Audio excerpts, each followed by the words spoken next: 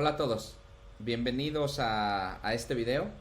Este es el primer video fuera de línea que vamos a tener en este curso y sucesivamente pues ya iremos viéndonos en sesiones para responder sus dudas que tengan con respecto a estos videos y a las actividades, tal y como lo discutimos probablemente en la primera vez que nos vimos en su clase de control de robots. Entonces, este primer video de lo que trata es de algunas de las herramientas matemáticas que vamos a necesitar a lo largo del curso para poder hacer control de robots. Entonces, como ya se los había comentado en la sesión pasada, el curso está dividido en 3 diferentes módulos. En el primer módulo lo que vamos a hacer es meramente un recordatorio de muchas de las cosas que ustedes ya debieron haber visto y que yo asumo que ustedes ya conocen. Que por lo tanto simplemente lo que vamos a hacer ahora es hacer un recordatorio, un repaso de ellas. En este primer módulo vamos a hablar de las herramientas matemáticas que necesitan, de la cinemática de robots, bueno, de los principios de estabilidad, aparte de las matemáticas, de los principios de estabilidad, como por ejemplo de caracterización de puntos de equilibrio, de la estabilidad de puntos de equilibrio en el sentido de Lyapunov. También vamos a hablar del lema de Lasalle, del lema de Barbalat. Vamos a hablar después de cinemática de robots y finalmente de dinámica de robots. Y con eso vamos a cerrar este módulo. Entonces, sin más preámbulo, comienzo con los temas que nos competen de matemáticas. Entonces, como referencia, aparte de estos videos, ustedes tienen el manual. Por favor, lean el manual y para en la siguiente sesión que ustedes me puedan hacer todas las dudas o me puedan preguntar todas las cosas que ustedes tengan con respecto a lo que está en el manual y a lo que vamos a estar viendo en estos videos. Entonces, bueno, vamos para allá. En el manual comenzamos a hablar de números, comenzamos a hablar de números reales, de números complejos y del valor absoluto de los números. Supongo que estas cosas son muy básicas como para poderlas definir aquí. Y entonces déjenme ir a hablar de vectores. Vectores pues es un arreglo de números. Hay 2 tipos de vectores. Hay vectores que son vectores columna y hay vectores que son vectores fila. Entonces, normalmente en este curso vamos a trabajar con vectores columna. La notación que nosotros vamos a utilizar dentro de este curso, bueno, en el manual los vectores están denotados con negritas. Aquí, desafortunadamente, en estos videos que vamos a estar viendo va a ser muy complicado poder seguir esa notación. Pero entonces, un vector,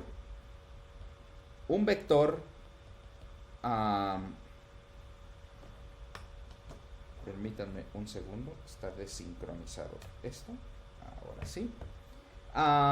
Un vector de n dimensiones, de números reales, normalmente yo lo escribo de esta forma. Entonces, ¿cómo sabemos que es un vector? Porque este símbolo yo lo utilizo para decir pertenece. Y entonces R es el conjunto de números reales, que obviamente el conjunto de números reales incorpora todos los números que son desde menos infinito hasta infinito.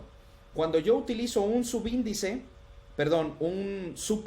por ejemplo el n, el superíndice significa que hay n elementos del conjunto de números reales, en donde n es un número natural.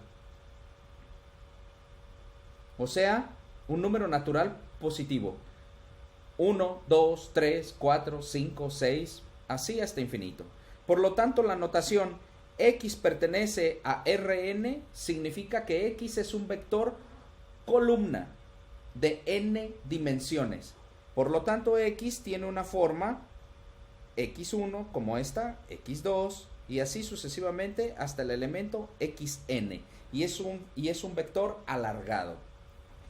Por otro lado, si yo escribo x de tamaño 1 por n, pues entonces eso significa que x es un vector fila que tiene una fila una fila y n columnas. Por lo tanto, en este caso, el vector x tiene la forma acostada, x1, x2 y así sucesivamente hasta xn.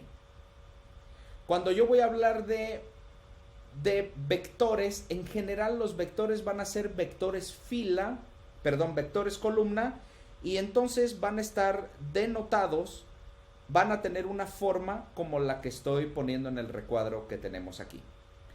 Entonces,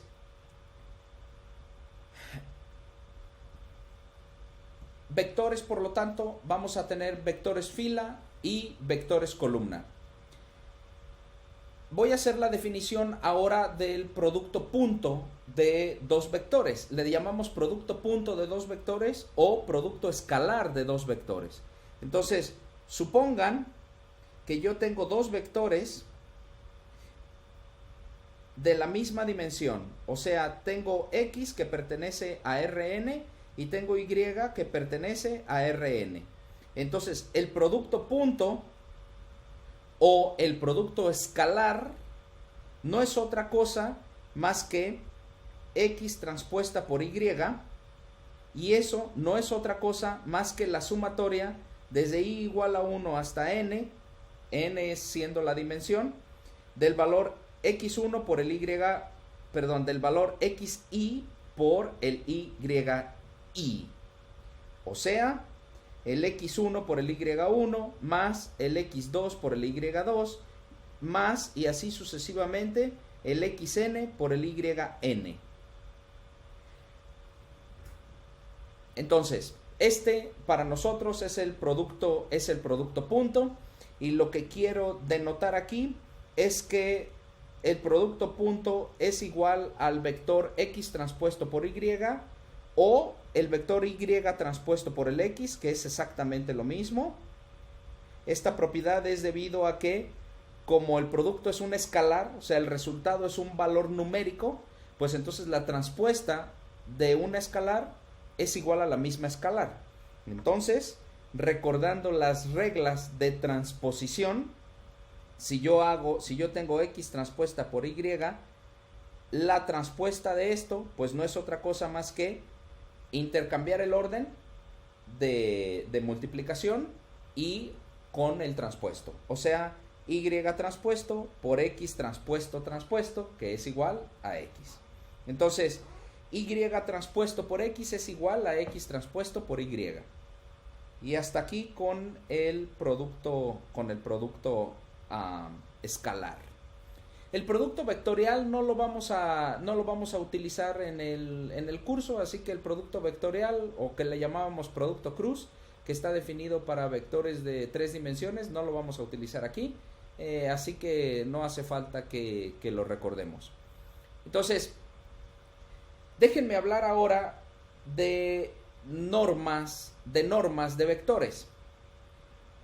En general, ustedes dirían, bueno, ¿para qué? Muchas de las cosas que vamos a utilizar en este curso van a ser cantidades vectoriales, debido a que en un robot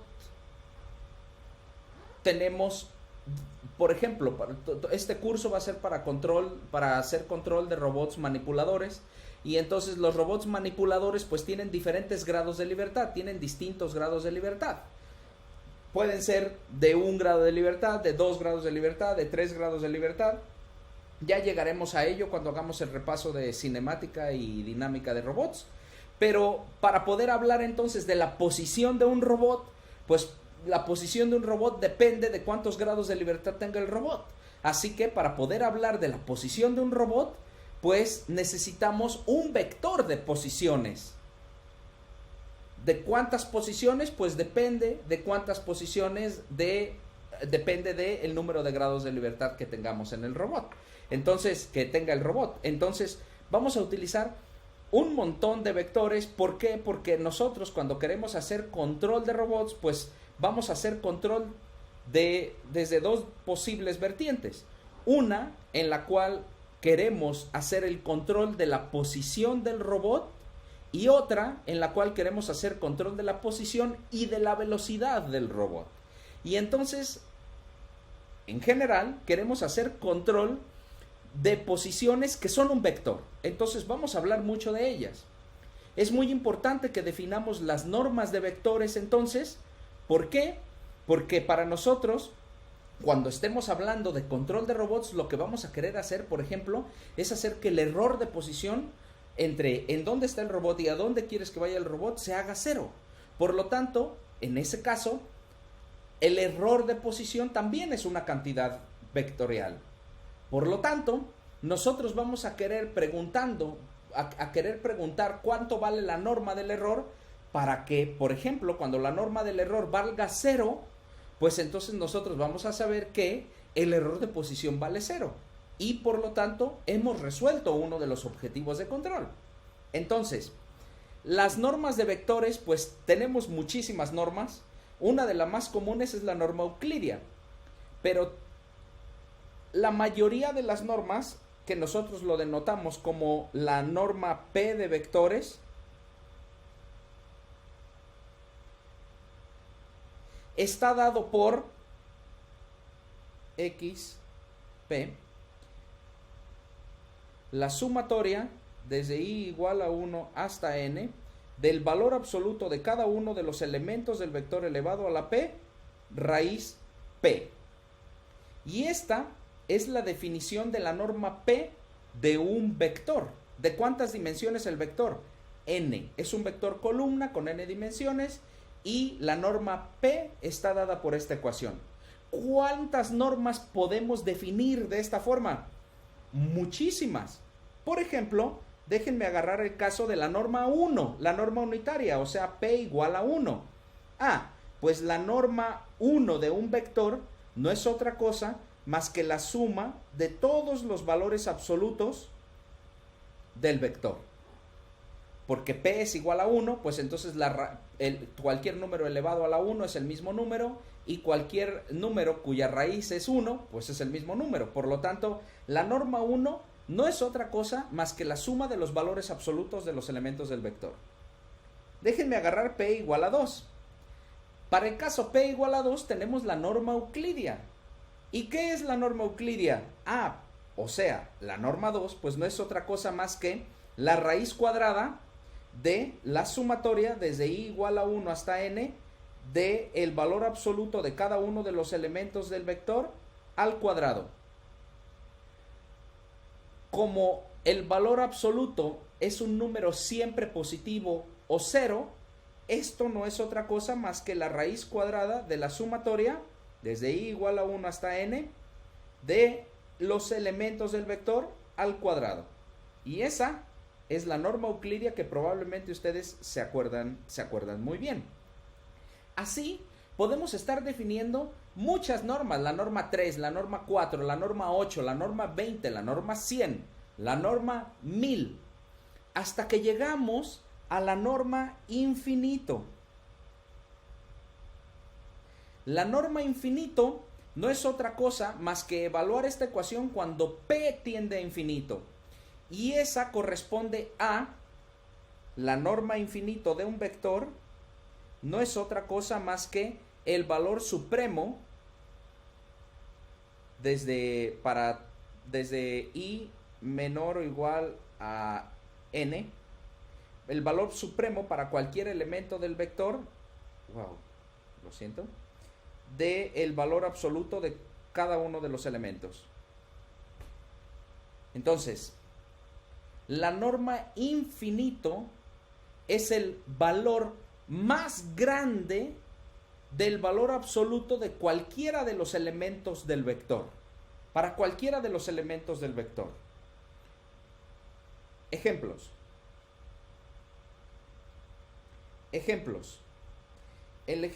Uno de los ejemplos que me gusta a mí poner o que me gusta a mí denotar, es un ejemplo muy práctico. Yo quiero encontrar, por ejemplo, yo quiero saber en un espacio de 2 dimensiones, o sea, para vectores que tienen 2 dimensiones, déjenme poner esta gráfica en donde el valor x1 está en el eje horizontal y el valor x2 está en el eje vertical.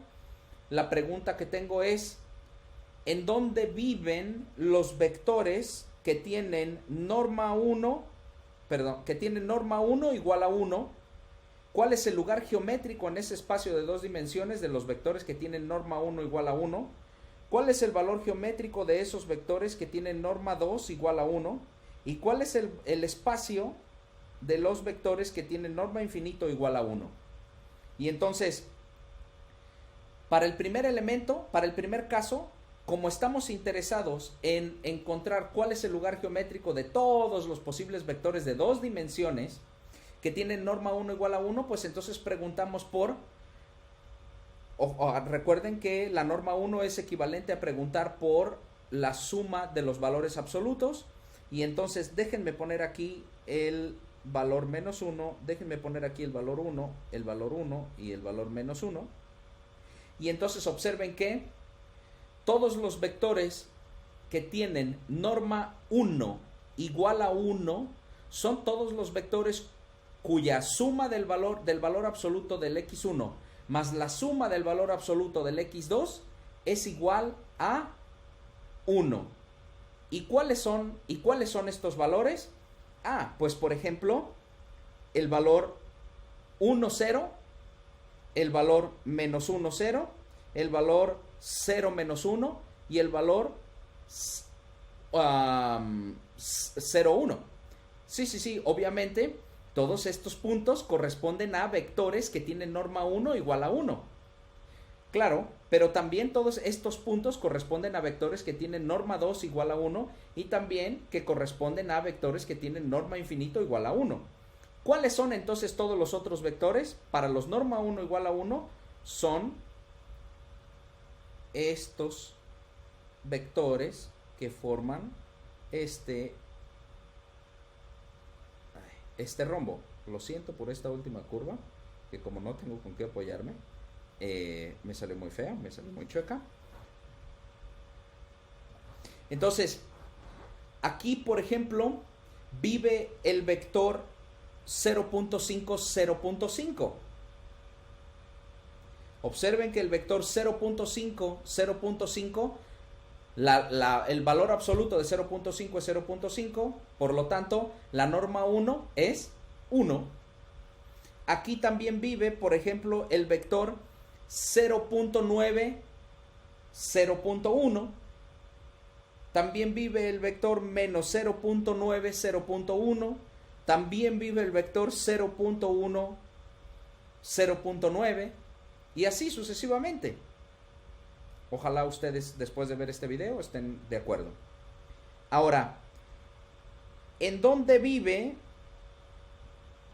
Aquí lo que estoy dibujando es ahora el 1, el menos 1, menos 1. ¿En dónde vive? ¿Cuál es la zona? ¿Cuál es el lugar geométrico en donde viven la norma 2 de un vector de dos dimensiones igual a 1? Pues la norma 2, como es la norma euclidia, pues la norma 2 no es otra cosa más que un círculo. Entonces aquí van a vivir todos los vectores dentro de un círculo de radio 1. ¿Por qué? Pues porque como la norma 2 es igual a la raíz cuadrada de la suma de los elementos al cuadrado, pues entonces recuerden ustedes que eso no es otra cosa más que x1 al cuadrado más x2 al cuadrado igual a 1. Recuerden que la ecuación del círculo es del círculo en dos dimensiones es x1 al cuadrado más x2 al cuadrado igual a r al cuadrado. Entonces, recuerden que si yo quiero saber cuál es la suma, si yo quiero saber cuál es la norma 2, pues la norma 2 es la raíz cuadrada de la suma de los elementos al cuadrado, o dicho de otra forma, la raíz cuadrada del x1 al cuadrado más el x2 al cuadrado igual a r. Pero como r para este caso es igual a 1, pues entonces es el x1 al cuadrado más el x2 al cuadrado igual a 1. Y eso no es otra cosa más que un círculo de radio 1. Finalmente, los vectores, todos los vectores que viven en el lugar geométrico de todos los vectores en dos dimensiones que tienen la norma infinito igual a 1, pues todos esos son los equivalentes, viven en el lugar geométrico de un cuadrado. Lo siento, aquí está el -1. ¿Y por qué? Pues porque recuerden que la norma infinita de un vector no es otra cosa más que el valor más grande de cualquiera de los valores absolutos de los elementos del vector. Por lo tanto, por ejemplo, este vector que vive aquí en esta esquina es el vector que tiene coordenadas 1, 1. Pues ¿cuál es el valor más grande de esos elementos? 1, por lo tanto la norma infinito es igual a 1. ¿Cuál es este vector, por ejemplo? Pues ese vector que termina en este punto es el vector que tiene coordenadas 0.5, 1. ¿Cuál es el valor más grande? 1, por lo tanto, el valor supremo es 1, por lo tanto, la norma infinito de ese vector vale 1. Así sucesivamente, todos los vectores que viven en el cuadrado con lado, en este caso, lado igual a 2, si tomamos en cuenta los dos cuadrantes, pues este es el lugar geométrico de todos los vectores de dimensión 2 que tienen norma infinito igual a 1. Entonces, a donde quiero llegar con estas ilustraciones es a decirles que existen muchas normas de vectores, pero estas normas son diferentes entre ellas. Los valores de las normas son diferentes entre ellos. Por ejemplo, aquí, para la norma 1, este es el lugar geométrico de todos los valores de vectores. Para la norma 2, este es el lugar geométrico para la norma 2 igual a 1. Y para la norma infinito igual a 1, pues este es el lugar geométrico. Entonces, tenemos muchas normas de vectores, pero entre todas ellas son diferentes. ¿De acuerdo? Ojalá que sí. Entonces, estas normas que yo acabo de definir son para vectores, por ejemplo, en n dimensiones, pero déjenme poner un vector en una dimensión de la forma, por ejemplo, 1, 0, o x igual a 1, 3, 4, o y igual a 4, 0, 8. Vectores que están definidos con cantidades escalares adentro de ellos y en general para números reales. Ahora, ¿qué pasa, por ejemplo, si yo tengo un vector que en lugar de ser un vector constante, tengo un vector que cambia en el tiempo? ¿Cómo qué? Pues un vector, por ejemplo, t en el primer elemento y seno de t para el segundo elemento. O un vector, por ejemplo, y que depende del tiempo, que es e a la t y e a la menos t en el segundo elemento. ¿Qué pasa para este tipo de vectores? ¿Cuál es la norma de este tipo de vectores? ¿Puedo encontrar la norma de la misma manera en como lo hice hace un momento? Puedo aplicar, por ejemplo, para el vector x, puedo preguntar cuál es la norma 1 para el vector x, teniendo en cuenta que este vector depende del tiempo. O sea, este vector toma valores de tiempo y me devuelve para cada instante de tiempo un vector. ¿Estas mismas normas aplican? Pues no. La respuesta es que no. Este tipo de vectores en realidad son funciones vectoriales. Este vector que tenemos escrito, este último vector que tenemos escrito aquí, es una función vectorial que depende del tiempo.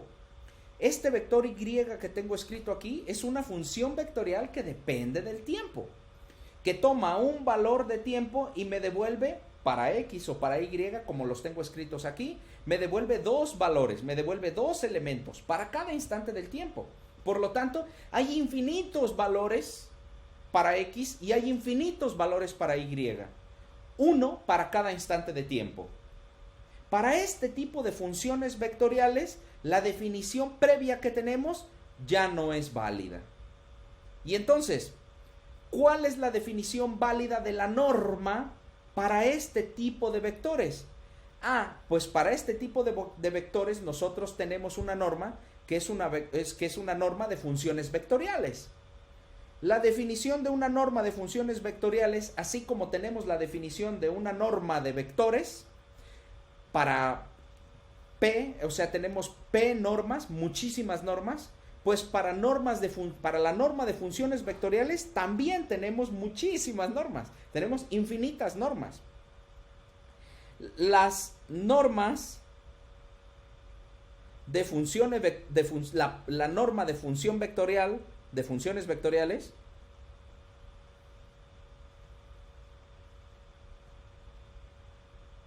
está definida como, aquí lo vamos a denotar con dos rayas en lugar de con una, como en la norma de un vector normal. Por ejemplo, para la norma de x de t, la norma P, pues está definida como, este símbolo de aquí lo utilizo como los dos puntos y el igual, como definido como la integral desde 0 a infinito de, bueno, en este caso va a ser la raíz P de la integral de 0 a infinito de la norma x de sigma, en donde sigma es un diferencial tonto, es un diferencial cualquiera, P elevado a la P, diferencial sigma, y esto 1 entre P. Entonces, ¿qué es esto de aquí? Pues esto de aquí no es otra cosa más que la norma P, la previa norma que acabamos de ver, elevado a la P, elevado al exponente P. ¿De acuerdo? Y esa es la definición de la norma P para cualquier valor de P que está comprendido desde 1 hasta infinito sin tocar infinito. Para el caso infinito, la norma infinito no es otra cosa más que el valor supremo para cualquier instante de tiempo de el valor absoluto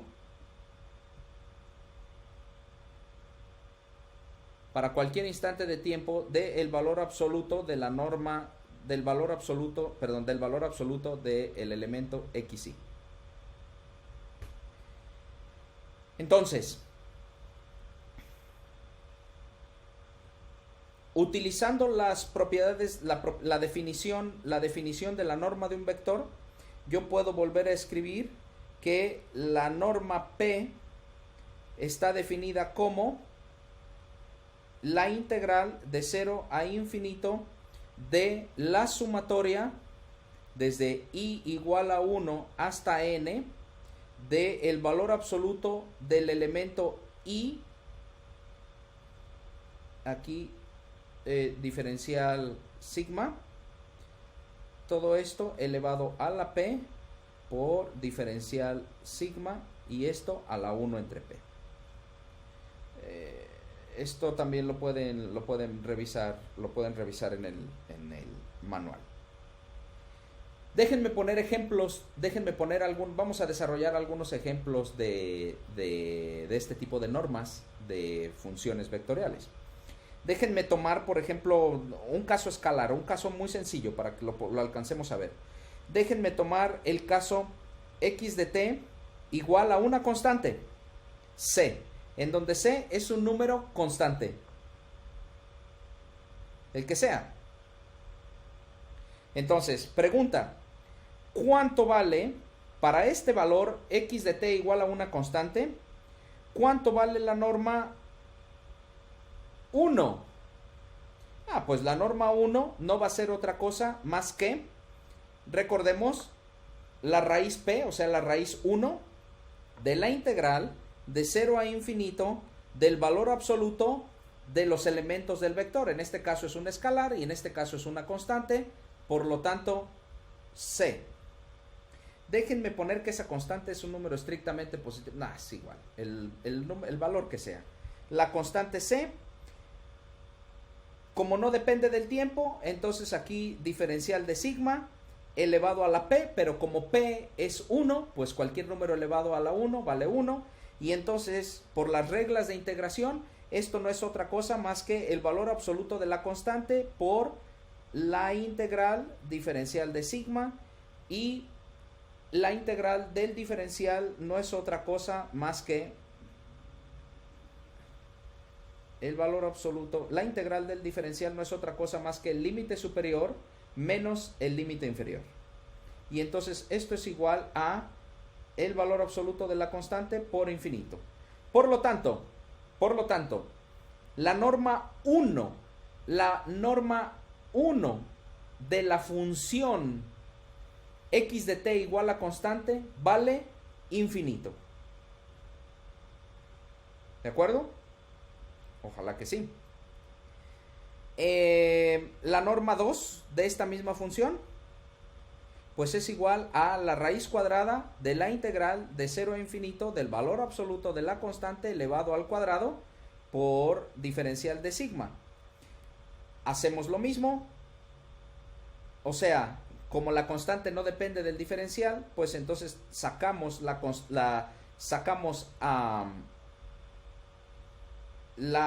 constante, y esto va a ser constante al cuadrado por la integral de 0 a infinito diferencial de sigma, raíz cuadrada, y esto no es otra cosa más que la raíz cuadrada de este por la raíz cuadrada de esto, y esto es igual a el valor absoluto de c, y otra vez evaluando los límites, evaluando el diferencial en los límites, pues es raíz cuadrada de infinito menos 0, y eso no es otra cosa más que infinito. Por lo tanto, la norma 2 de una función igual a una constante es infinito. Va. ¿Cuánto vale la norma infinita? Pues la norma infinita es el valor supremo, el valor más grande de los valores absolutos para cualquier instante de tiempo, de los valores absolutos del vector, en este caso del escalar. Por lo tanto, el valor más grande de todos ellos, pues no es otra cosa más que el valor absoluto del escalar, de la constante, y por lo tanto, la norma infinita de la constante, pues es el valor absoluto de la constante. Y esa es la norma infinita. Y ustedes dirán, entonces todas las normas de todas las funciones, pues va a ser infinito. No. Vamos a evaluar otra norma. Por ejemplo, déjenme poner de otra función. Déjenme poner x de t igual a e a la menos t. Si yo utilizo ahora x de t igual a e a la menos t y pregunto cuánto vale la norma 1, pues la norma 1 va a ser, recuerden, como p es igual a 1, pues entonces la raíz cuadrada y elevado a la raíz 1 y elevarlo a la 1 es lo mismo. Por lo tanto voy a tener la integral de 0 a infinito del valor absoluto de e a la menos t. Bueno, en este caso no es e a la menos t, en este caso es e a la menos sigma de sigma. Y como para el tiempo, bueno, la función exponencial, si este es el tiempo y esta es x de t, pues cuando el tiempo vale 0, la exponencial negativa comienza en 1, y para todos los demás valores comienza a decrecer. Lo siento, no cruza el 0 y se va a 0, o sea, nunca se hace negativa. Por lo tanto, para todos los valores t mayores o iguales a 0, x de t es un número positivo. Por lo tanto, el valor absoluto de e a la menos sigma es igual a e a la menos sigma. Por lo tanto, esto es igual a la integral de 0 a infinito de e a la menos sigma de sigma. ¿Y cuánto vale la integral de una exponencial? Pues la integral de una exponencial es la misma exponencial multiplicado por 1 entre por 1, más bien, o dicho de otra forma, la derivada con respecto al tiempo de e a la menos t no es otra cosa más que la misma exponencial multiplicada por la derivada del argumento. En este caso, la derivada del argumento es menos 1, por lo tanto, esto multiplicado por menos 1. En el caso de la integral es 1 entre el argumento. Por lo tanto, la integral de esto, de e a la menos t, pues no va a ser otra cosa más que menos e a la menos t evaluado con t igual a 0 y con t igual a infinito. Por lo tanto, esto no es otra cosa más que menos e a la menos t, o sea, límite superior, e a la menos infinito, menos límite inferior, e a la 0. Y entonces, e a la menos infinito, o sea, por acá vale 0, e a la menos infinito es igual a 0, por lo tanto esto es igual a menos 0 menos e a la 0, pero cualquier número elevado a la 0 es igual a 1, por lo tanto esto es igual a 1. Por lo tanto, la norma 1 de e a la menos t vale 1. ¿Cuánto vale la norma 2? Pues la norma 2 va a valer raíz cuadrada de la integral de 0 a infinito del valor absoluto de e a la menos t al cuadrado de sigma. Lo siento, no es e a la menos t, es e a la sigma. ¿Y cuánto es eso? Pues otra vez, como e a la menos sigma es un número positivo, pues entonces esto es equivalente, esto es lo mismo que la integral de 0 a infinito de e, utilizando la ley de los exponentes, e a la menos 2 sigma de sigma, raíz cuadrada. ¿Y esto a qué es igual? Pues esto es igual a menos 1/2 de que multiplica a e a la menos 2t evaluado en t igual a 0, desde t igual a 0 hasta t igual a infinito. ¿Y esto a qué es igual? Pues esto es igual a menos 1/2 que multiplica a e a la menos 2t cuando t vale infinito, eso es igual a e a la menos 2 infinito menos e a la 0. Y esto es igual, como e a la menos 2 infinito vale 0, pues esto es igual a 1/2. ¿Por qué? Porque e a la 0 es igual a 1. Entonces, menos 1/2 por menos 1 es igual a 1/2. Por lo tanto, la norma 2 de e a la menos t es igual a 1/2. Lo estoy diciendo mal, porque aquí me falta la raíz cuadrada. Lo siento. Aquí me falta la raíz cuadrada. Por lo tanto, esto es igual a 1 entre raíz de 2. Lo siento, me faltaba la raíz cuadrada. Entonces,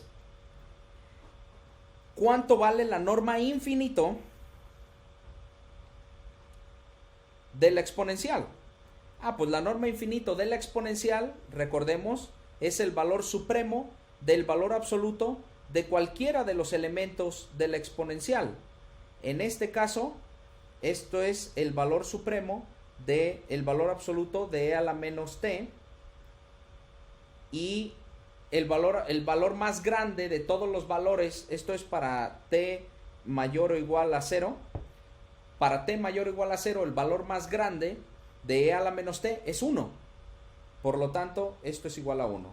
La norma infinito de e a la menos t es 1. Entonces, veamos cómo cambia una cosa y otra cosa con respecto a las normas. Dejen que vayamos a calcular, por ejemplo, la norma euclidia, directamente la norma euclidia de, déjenme poner un vector, x de t igual a, aquí les voy a poner e a la menos t y 1. Y entonces yo les digo, yo quiero calcular cuál es la norma euclidia para este vector cuando t es igual a 0. Pues cuando t es igual a 0, ese vector se transforma en el vector 1, 1. Por lo tanto, la norma euclidia de ese vector no es otra cosa más que raíz de 2.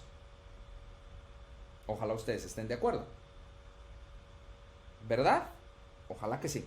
Entonces,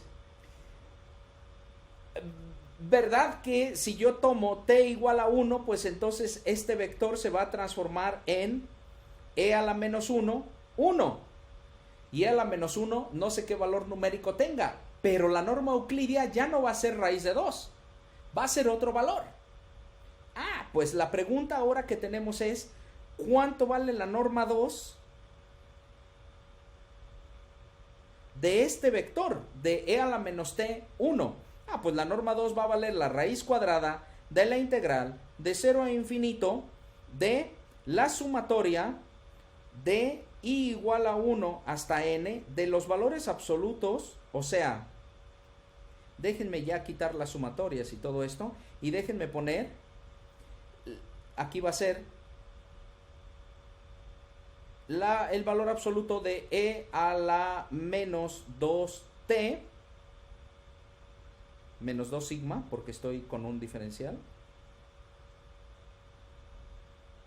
más el valor absoluto de 1, que sigue siendo 1, y estos ya están,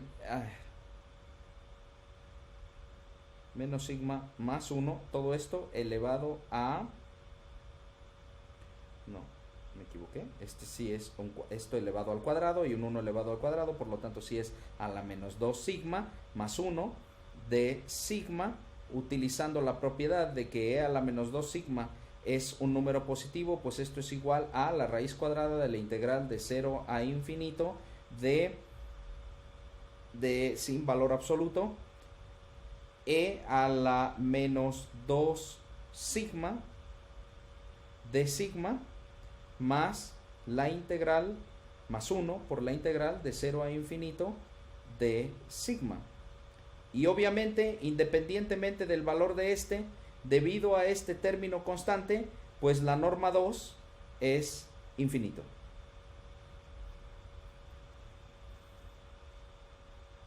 Ojalá estén de acuerdo con ellos.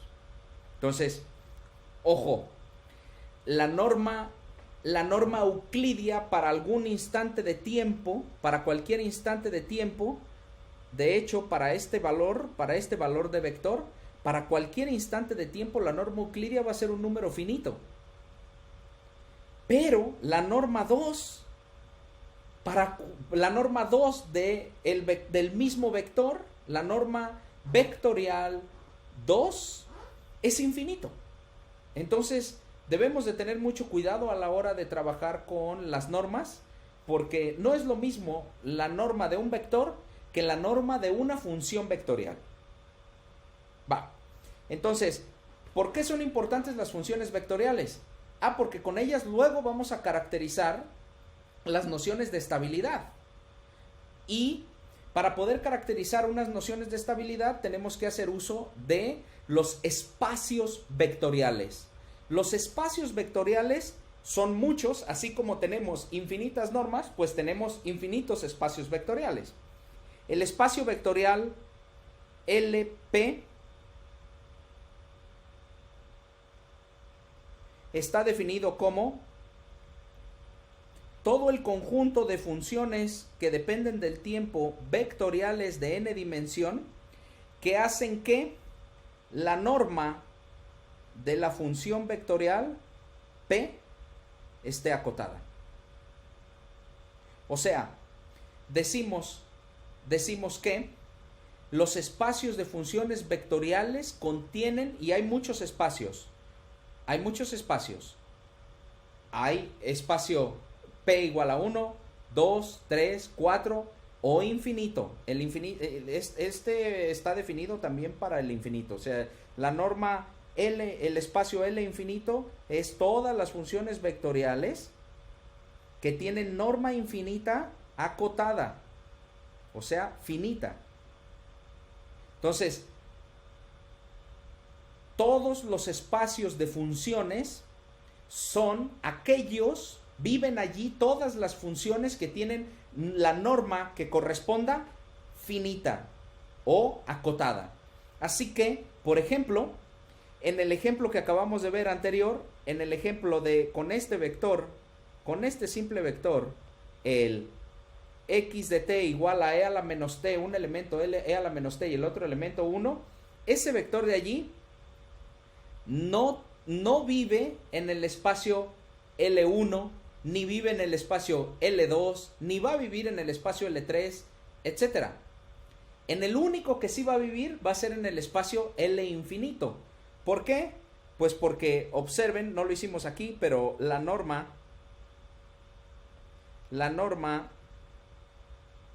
infinita de ese vector, pues va a ser igual a el valor supremo de el valor absoluto de cualquiera del valor máximo de el valor absoluto de e a la menos t o 1.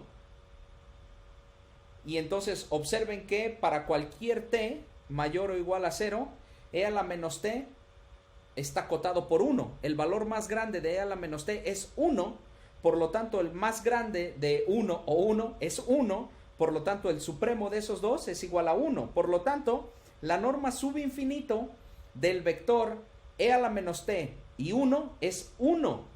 Por lo tanto, ese vector no vive en el espacio L1, ni en el espacio L2, ni en el espacio L3, ni en ninguno de ellos, excepto en el espacio L infinito. ¿Por qué? Porque la norma infinito de ese vector vale 1, o sea, un número finito. Y entonces, con esto concluimos las nociones que nosotros necesitamos saber de vectores. Los veo en el siguiente video. Bueno, no, yo no los veo, ustedes me verán en el siguiente video. En el siguiente video vamos a hablar de matrices. Hasta luego.